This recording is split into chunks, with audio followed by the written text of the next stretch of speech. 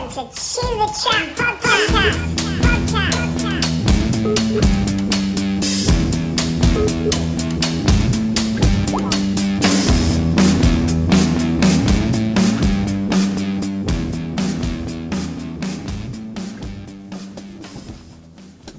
Hey, hello, welcome.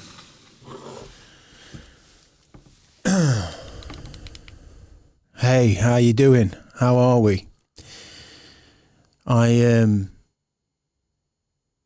I wanted to just do a little ramble chat and round things up a little bit. As we took a week off recently, I did a little post on Instagram that just sort of alluded to my mindset at the moment. I think it's important we talk about mental health at the moment. It's a really difficult time. It's such a confusing time, extremely confusing time. It's been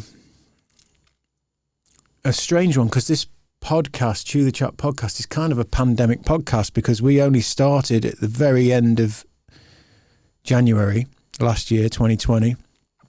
And at that time, the pandemic talk, COVID talk, was well underway. And then by the time we were at episodes at 8, where we started to do video, we were in lockdown. And then since then, it's just been this roller coaster of disbelief. Initially because, fuck, man, what the fuck? This is a movie. This is happening. This is unfucking real. This stuff's in books. It's in movies. It doesn't happen in real life. We've got a handle on it in real life, but fuck. So we were scared to death, and we were really trying our best to adapt and be careful. And then as the months move through and time does what it does, you're doing the equations in your mind's eye and in your real life, and going out into the world and talking to friends and family and anybody and everybody that you meet in shops or places, faces, you know, the confusion about fucking hell, what? Well, I know something's bad because like this thing's everywhere, and it's, you know, you turn the news on, it's this country, it's that country, it's everywhere. But the longer it goes on, I can't see it, I can't feel it, I'm not aware of it. Like nobody I'm talking to is, and it starts to build this other disbelief of like, well, hang on a minute, you know. And then the censorship came roaring down the pipeline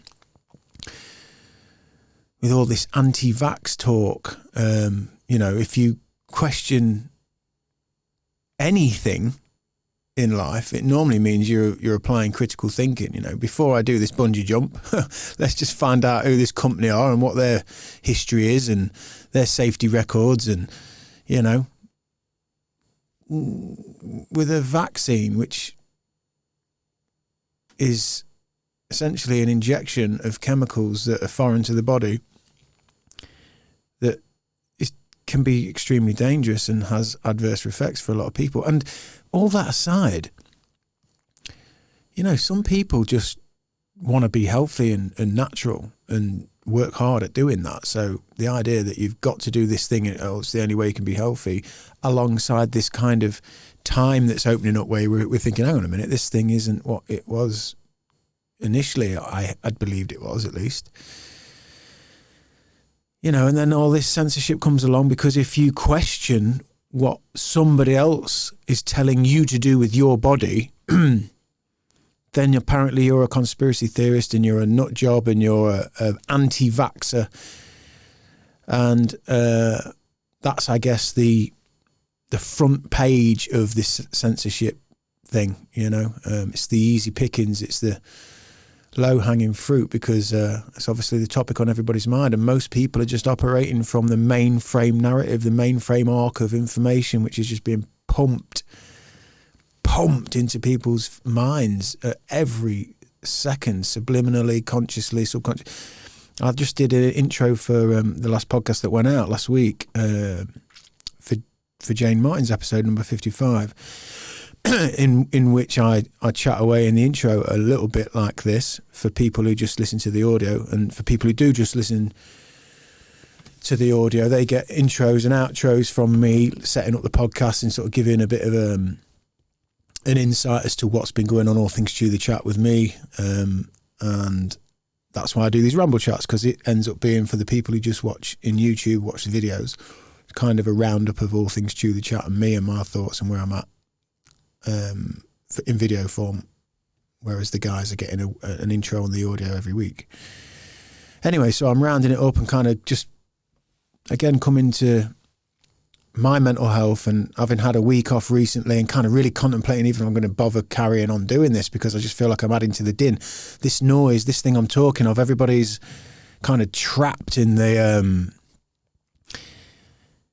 we're trapped in the rock and the hard place of what everybody else thinks all the time, you know. And obviously the thick end of that is these established corporations, these gigantic megalith corporations like the BBC and Sky and everything that entails, you know, all of the mainstream GM TV or whatever it is, Good Morning Britain, you know, all the high TV, all the huge hitters, you know, they all kind of fall in line with this narrative and repeat it and hammer it back. And it's been seen time and time again, you know, whether it's individual reporters or presenters or producers, people to do with these big platforms that have been in this place without a mask, or they've been here in the lockdown, or, you know, everything contradicting itself. Nothing seems to be real. These people are sat there telling us stay home, save lives, protect the NHS, all these things, but yet there they are, you know, the next week, and they're in Antigua, they're on holiday, you know, with their family. None of it adds up, you know.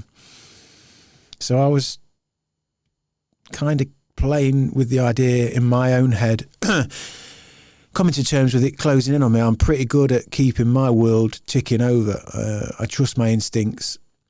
I guess you would say I'm a dissident generally.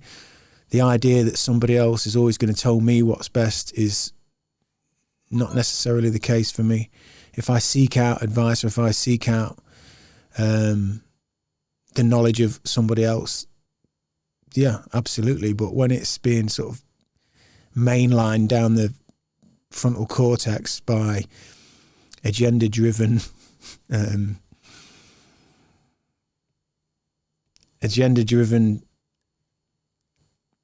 how can I say it? Profit-driven, established, kind of separate entities from real life. I find that tough to swallow. I mean, I'm not having it.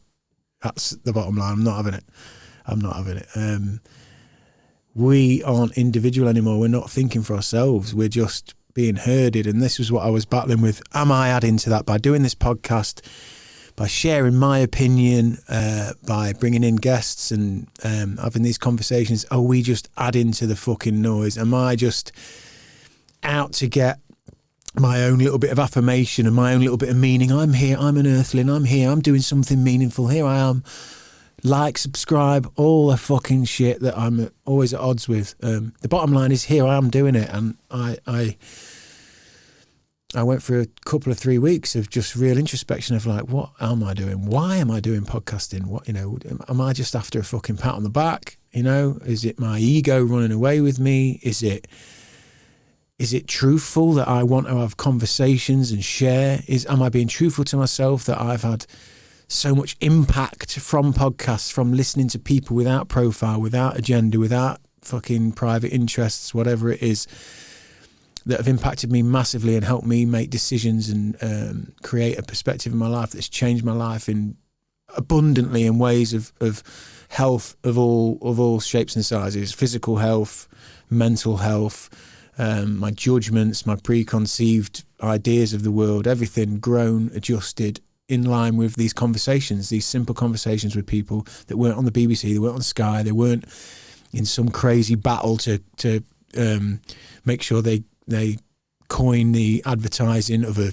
particular time that they're going to be shown on a particular channel to a particular demographic. None of that.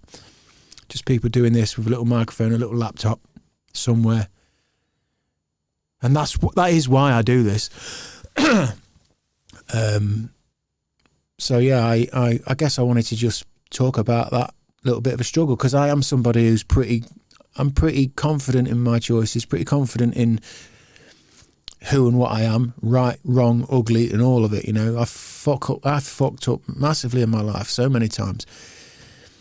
And yeah, it's not easy to put your chin in the air and take it at the time, but over time I've learned that that's what you have to do. You have to take your responsibility of your own bullshit on. Everybody's having a tough time of it, everybody.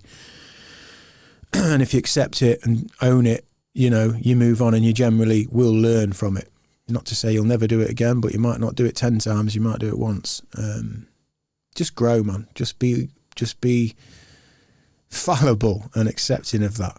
And it was a dark couple of weeks. I made a lot of music, which I'm gonna, obviously I'll play bits on the intros for the audio podcast on here, because it's stuff that I can do. I can play that, and it kind of fits in, I guess, with this journey. And that helped me. That helped me a lot. It's a long time since I've sat down on my own and just made music with a guitar and then, you know, piano, keyboard, whatever, written just the first lyrics that come to mind, and not sort of been writing for other people on other people's music and thinking about where they're coming from. Just literally just clean straight out of my head onto the paper. Really simple, actually, it's been this time. So that's been really good. And I had also filmed with Sean Atwood for the Sean Atwood podcast at the beginning of the year. And that was going to be coming out at some point, and I was playing with that idea, thinking, well, you know, that's a big podcast, another important podcast for me in the UK podcast, you know, because his show, True Crime Podcast, really inspired me, because he was speaking to a lot of predominantly young men who were coming out of the jail system or the care system, and were trying to bounce back and trying to rebuild their lives, and talking about lessons learned, and this thing that I'm talking about now, the humility, the mistakes, the ownership, the accountability, the responsibility. And it really played a big part for me, that podcast, in, I guess, my own development, my own growth, and also in inspiring me to get on and do my own, which I'd toyed with many, many years ago. And we did one, and I've talked about it before with my brothers, and I'll dig it out someday and we'll put it out, you know, back in like 2013 or something. But yeah, so getting the call to go on Sean's show, and knowing that he was a fan of this show, and that he loves this vibe, and he thinks it's got like a spiritual, carefree, kind of real deal energy, that really inspired me, and that was lovely. That lifted me, made me think, yeah, there's meaning to what I'm doing. And then obviously going on his show, we went on to talk about the podcast. Excuse me while I drink some tea. Because the guys over there, they're going to diversify a little bit from the true crime and the, you know, the niche, the genre they're in, and do a bit more sort of freewheeling. And that was great for me to go over there and talk about the podcast. But ironically, because the podcast is what it is, and people who follow this for long enough by now know that my podcast, True the Chat podcast, is born out of my fascination with being a human being, but probably beyond that, like what happens to us when we're children. You know, the love we receive, the care we receive, the security, the shared meaning with our siblings and our parents and our sort of acute family. That sort of stabilizes us in ways that that are so important. And if we don't happen to fall into that harmony, then a lot of things go wrong. So as I'm doing my podcast with Sean, we're talking about my podcast, and then he said, you know, and I've Googled you and I can't find anything out about you, Sam. So what is it? You know, who's Sam Souls, blah, blah, blah, you know. And then we get into it, and then it turns out that my podcast becomes a little bit of therapy, and I'm telling my story. And that was good for me as well. But fast forward to my recent times of feeling a bit low and having a bit of time off from podcasting, I thought, you know what? It's just all noise, isn't it? I think it's just all noise. So anyway, that podcast came out last week on Sean's channel. And I sat down with my wife, who was really keen to watch it, and I watched it with her, and it's kind of, I can watch it. It's weird watching. I watch these sometimes. Obviously I edit my own podcasts, and I like to watch them and just pick up the problems. I'm saying this too much, I'm not saying that enough, or whatever, the little quirks, little ticks, little stupid things that you can, I say polish up. You don't really polish them up. You just get more comfortable and you don't do it so much. But watching myself on another podcast was weird. It was strange because it was like a bit of a therapy, because I just went through chronologically, like kind of through my life from cradle to now, being born, family fall apart, destruction in the family, and then therefore how that has affected my perspective, who I am as a person, my relationships and so on. So that was mad. But it did go out and it's had a lovely reception. It's had a great reception, lots of lovely comments, lots of people come to the channel and join this channel now and have become part of this family. So if you're watching this and you are here now because of my appearance on the Sean Atwood podcast, I really appreciate you being here. It means a lot. I think what did come across on that podcast with Sean was that this one is what it is. It is just this. It's just free falling. We're just shooting shit. We're just trying to unravel together what it is to be a human in this modern time. And as I mentioned at the beginning of this modern era is fucking mental. Absolutely crazy what's happening. We are having to, as normal, just human beings who are just trying to, most of us blue collar, just trying to earn a buck in jobs that we don't really enjoy, to pay bills that we don't really understand, lots of us in relationships that we probably don't want to be in.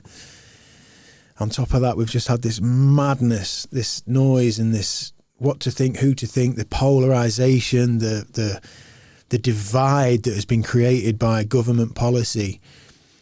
The science, if you take the time to read any science, pre-pandemic, during the pandemic, and at this point kind of post, if we are to believe we are on a roadmap out of here, there's so much psychological damage been done, so much that we can't even, it'll take decades, it'll be decades of unraveling the psychological damage that's been done, and the polarization and the mistrust.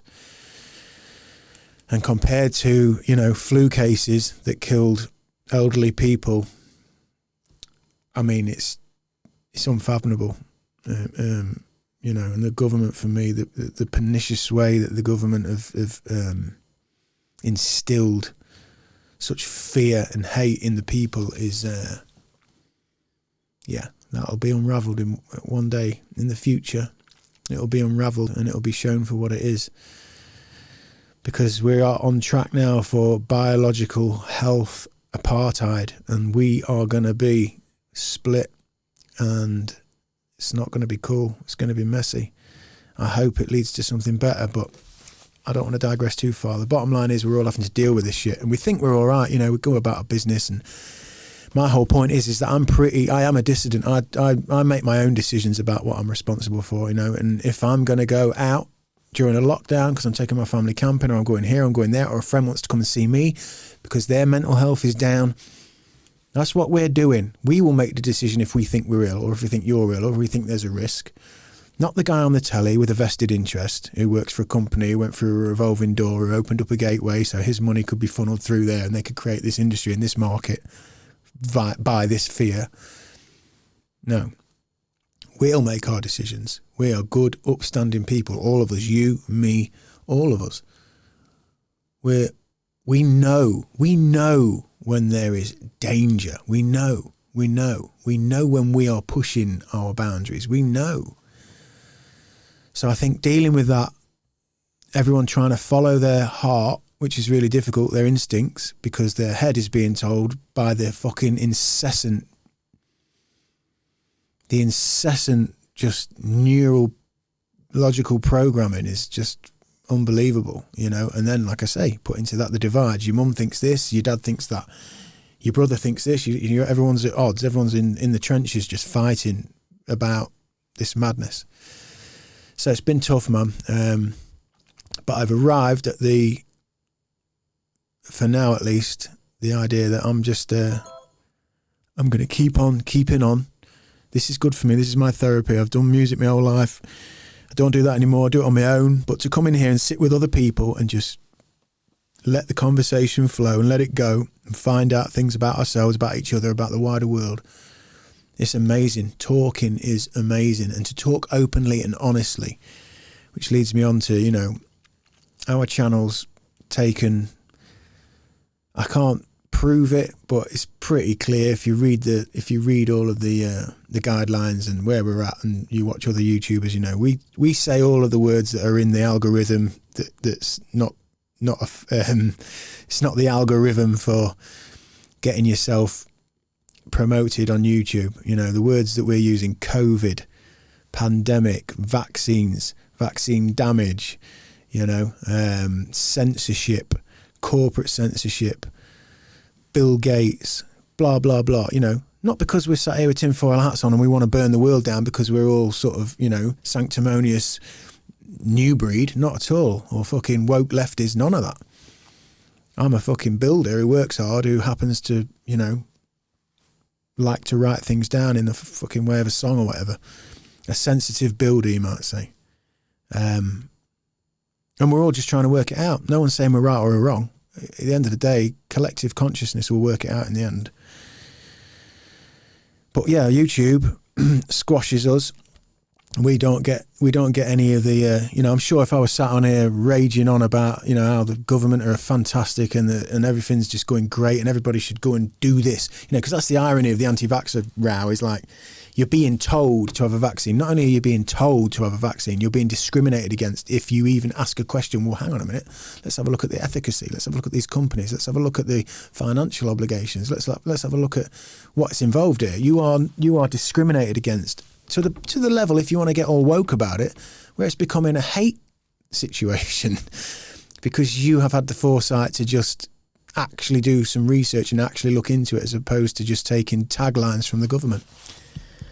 So it's ironic, and yeah, because there's a lot of people making a shitload of money on YouTube now. You know, a lot of YouTube doctors and YouTube pages that have got a decent sort of following that are just fucking cashing in on pandemic and getting promoted, of course, because they're promoting the narrative. So that was part of the battle, and you know, and then I soon snapped out of that. I thought, well, no, listen, I'm doing what I'm doing anyway. In fact, I had a little inkling of like, God, if our channel did become successful, and by which I mean, you know, if we're having like fucking 20,000 views or 20,000 viewers watching an episode every week, that'd fucking be just mental. We've had it on a few episodes, but if that was happening like every week, not because of a certain guest, but because people will come in to Chew the Chat podcast on a Friday at 8 o'clock because they know they're coming somewhere where there's going to be just an honest, straight up conversation. There isn't a censorship, there isn't an agenda, there isn't any kind of fucking preconceived ideas about what it is we're after. We're trying to build this, trying to build that. I did think, well, even then I would be, what would I feel like then, having 20,000 opinions flying in every week about, that was shit, this is shit, what you got him on for, well, what are you talking about that for, or whatever. So that was even a weird thought, you know. And I'm pretty sure all of this kind of deliberation and all this wonder is just because of the wider world is just smashed to fucking bits. You know, riding my bike with Magic McGregor the other day, we were out on a bike ride around the city and we ended up cutting down the cinder paths and on the canal sides, and you see people running, and, you know, the brave people who are out there like literally just fucking walking a dog and brave enough to just go out into the world. I felt, you know, and I was heavily stoned. It had a lovely smoke, CBD smoke, and was in this lovely, just really engaged, kind of connected trance while riding my bike around the city. We'd done like 20 odd miles, and you know, taking in the sights, taking in where I'd grown up, taking in this beautiful city that I live in Lincoln, a cathedral city. And then when we'd get down on these cinder paths, I remember going past a black guy who was running, fit, strong black guy. And he was running, all his gear on and everything. And it just occurred to me as I was riding up and past him, I was obviously I say hello to everybody and I nod, and I always try and make people feel at ease when we're out in this new world, because so many people aren't. And I'm strong enough to be at ease. Hi, morning, how you doing? Talk to people. Remember, we're people, we can talk. We're not just the others in the fucking back end of a digital screen somewhere who've got the wrong opinion or the different opinion to you. So don't fucking look at them in the real world, because I can feel it. I can feel that agitation. I can feel that anxiety.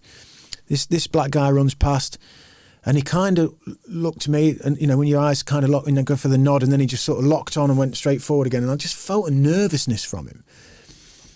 And then it happens 100 yards up the road, there's a young lady walking by. She's got a backpack on. She's obviously walking back from her shift at work or whatever down the canal side. And I see her coming, and I'm thinking, God, I wonder, because this is in the week or two after the Sarah Everard, situation. And it got me thinking, Jesus Christ, this girl's probably fucking shitting bricks walking down here. Never mind me riding past on my bike, but because of the noise, because of the din, right? Because of the incessant, hammering of talking points, if you want to call them that, stories, headline grabbers, news from elsewhere, we end up fabricating out this little orb in this world. We create this little understanding that the world is everything I've just seen in my phone. The world is everything that's happening in London. The world is everything that's happening in New York. The world, it's not. It fucking isn't. And it made me think this young girl, and she was cool. I would imagine that she was aware, and she was keeping it together because she was out there walking. So many of them girls doing them walks to their job at Burger King or wherever the fuck they work,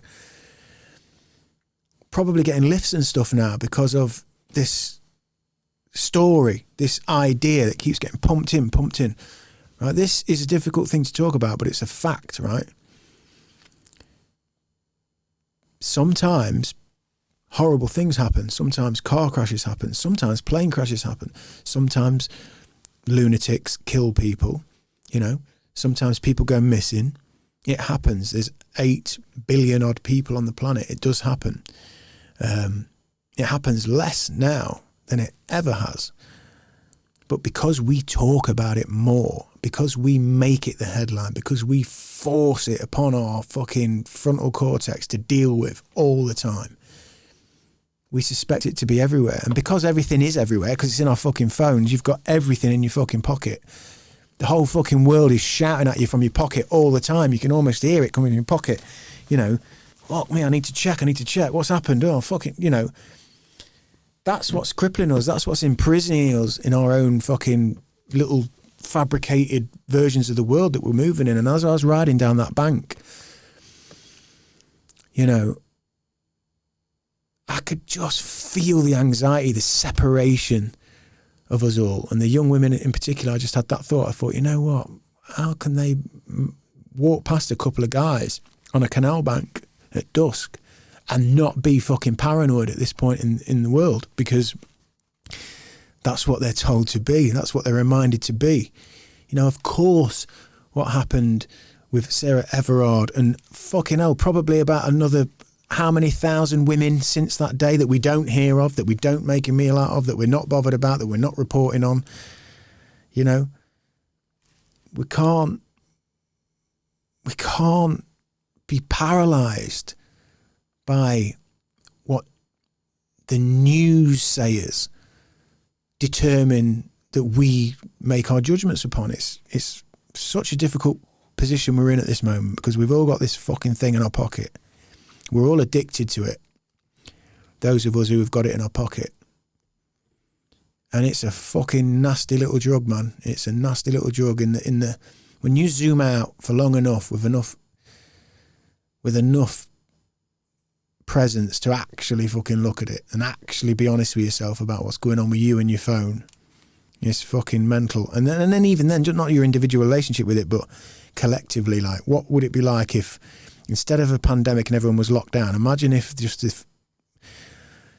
internet went off. 90% of the internet just went to shit. Social media didn't work. All you could do was do your banking and your emails and your work stuff, and there was none of this kind of social shit on it. There was none of that. A lot of the news is even gone. All you had was your emails, your ability to speak to your close friends. I wonder then what kind of psychological state might we find ourselves in. So anyway, I'm going down a bank, and then I see a family, and I'm in a real flow state of like real introspection. I'm gliding across the earth. I'm having a lovely time. I'm really connected to my city, my past, my future, the world, the situation now. I'm grateful. I've got gratitude for being out on my bike. The fact that I'm brave enough to do it. The fact that I can do it and I am doing it. And then a family come past. This family come, and there's kind of 3 kids and I think like I only assume a couple, a lady and a guy, and then maybe like an uncle. And they were a bit fucked up. They were probably living council style. The anxiety that came through them, as they went past, not just me, but like there's other people down a bank. I could feel like this separation, and it's crazy, man. It's a fucking crazy time.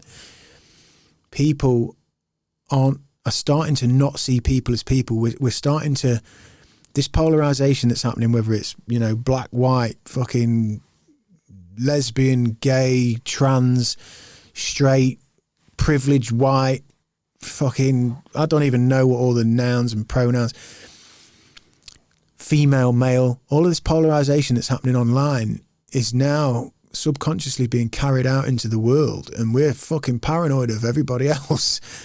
Even people who are comfortable, who are 2 meter dance, they're doing the 2 meter dance in the playground because, well, what if you've got the killer lurgy? Yeah, the killer lurgy that's got a 99.7% survival rate, that's only affected, I think something like 85% of its mortality is 85 years and older.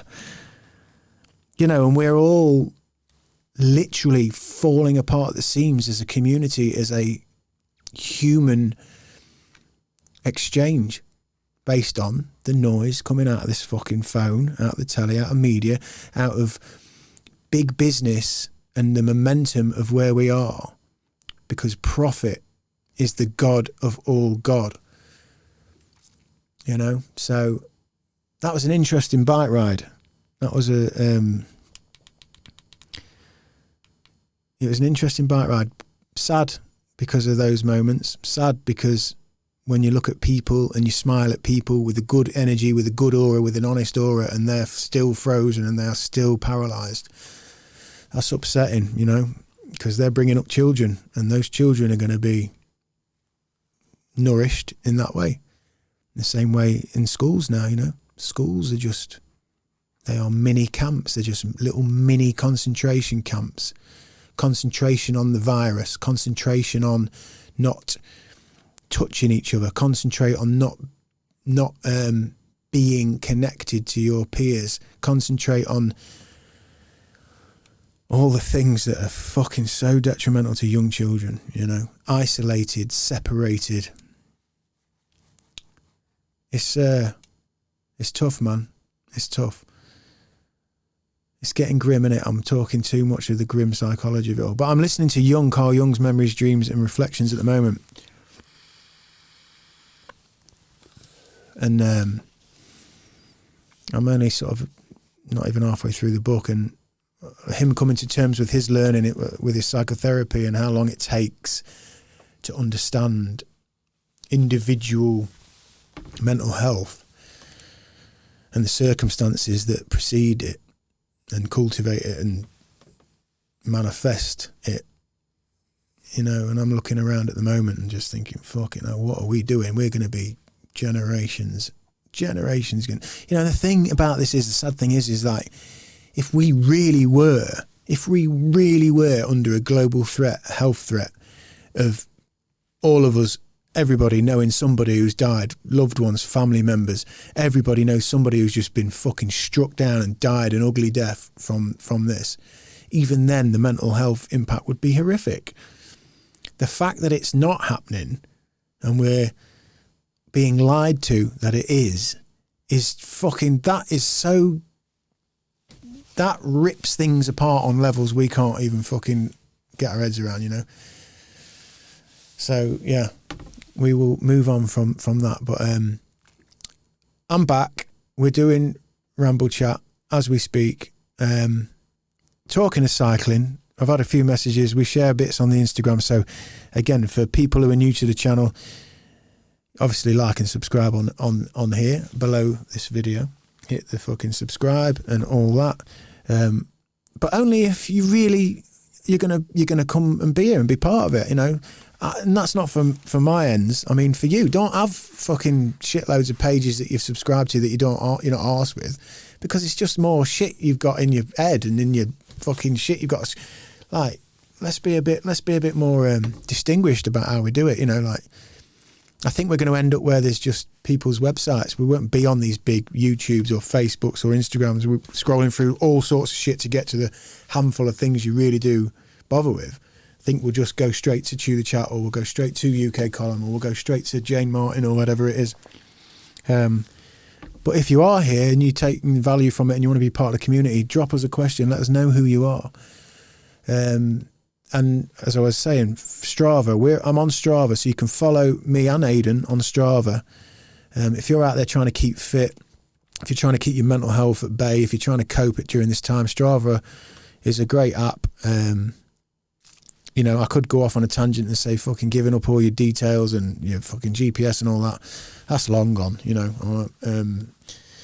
But yeah, Strava's great. It's been a real fun little community in there. People just egging each other on to do healthy stuff, keep moving. It's always a surprise when you see old school friends or old mates who, fucking hell, he's put in another 10 miles and he's done this. You think, fucking hell, great, this is great. And you start to see the picture of people growing up and being healthy and being strong.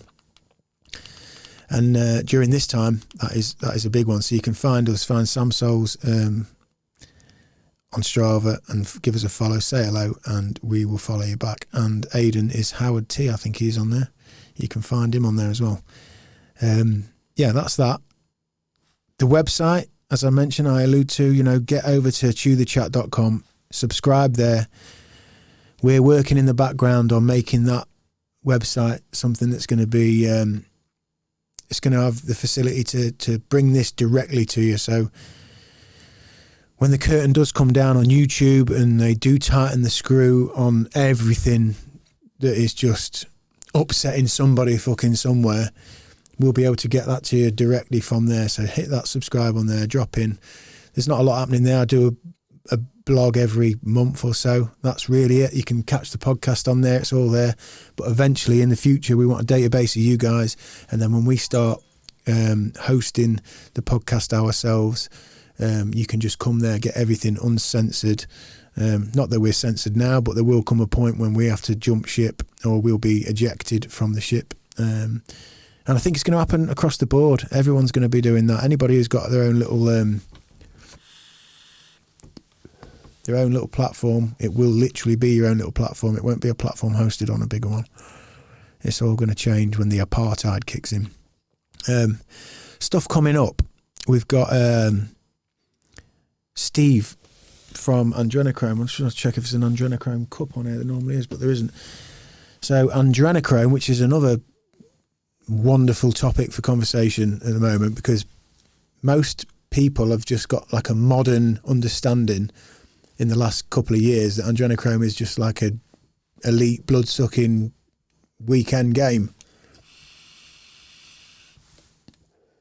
And there's more of a story to why Adrenochrome, the band that I'm in with Steve, who's going to come on, Steve Chrome, which has been named Adrenochrome for like 7-8 years or whatever it is. It's been interesting seeing people kind of, again, through the veiled internet kind of swipe of like, Adrenochrome? Oh, right, yeah, so you're a fucking elite blood-sucking blah, blah, blah. It's like, oh, God, how many people have just, like, watched a fucking 4-minute YouTube video about the Rothschilds fucking drinking children's blood and then just decided that, you know, don't even know what it is. It's just that's what it is. That's what they do. So that'll be interesting. We'll chat about that. And we've got a single coming out, Fear and Loathing, which I think is out on the 5th, or is it on the 7th? I'll fucking check that. Anyway, it's out in a few weeks, 2 or 3 weeks.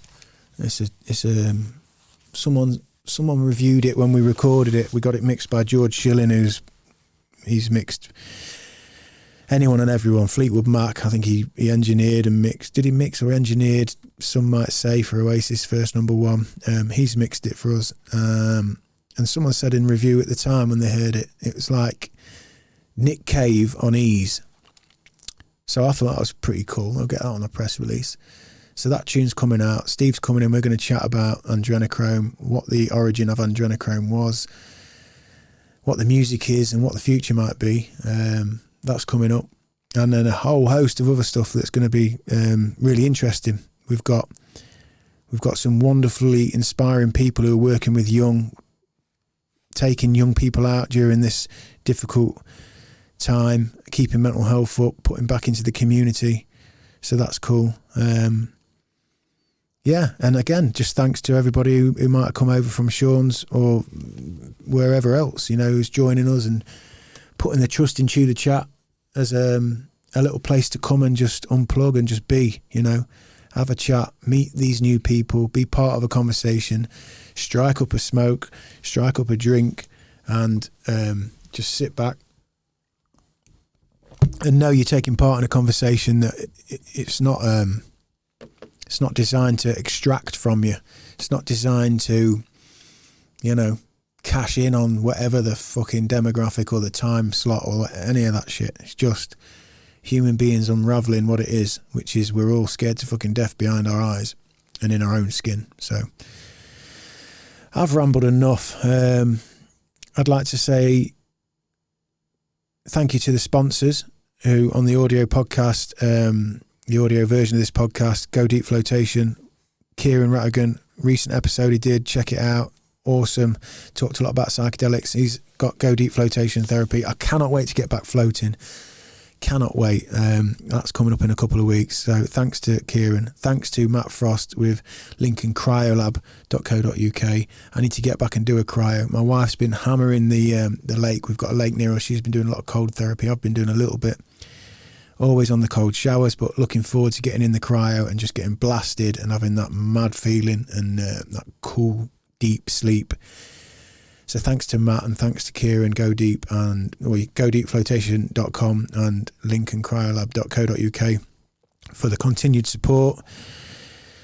Yeah, that's it. I guess I'm going to go and spend some time with my children and keep my feet on the ground and remember that it's all right, it's going to be all right.